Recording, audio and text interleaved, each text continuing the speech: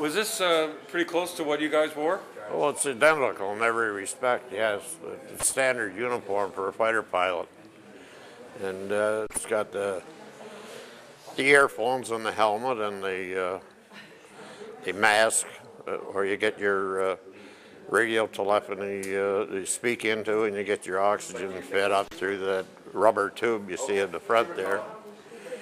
And those leather gloves were looked like a better quality than that, but they were very soft and they were lined. We had a silk lining on the inside, which was supposed to prevent your hands getting burned if there was an intense fire, you know. The silk had some quality about it that protected you even better than the leather, you know, once the flames got in there. And on top of all that, of course, we had a parachute hung over our shoulders and on our seat pack we sit on when we're in the aircraft.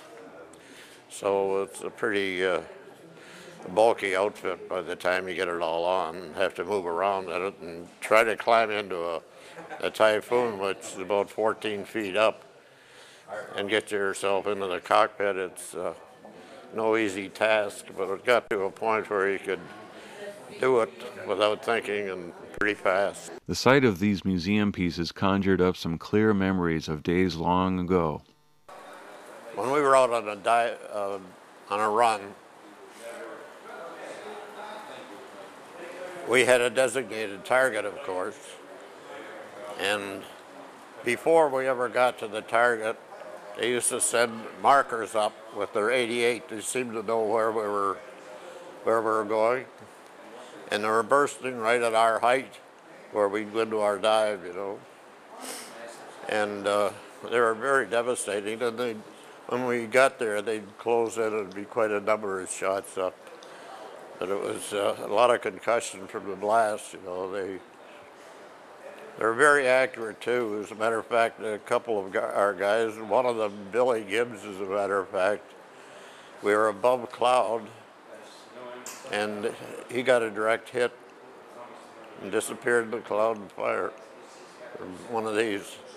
They could tell our airspeed and our altitude, and so to avoid their detection, we used to change course every 30 seconds to put their radar off, you know.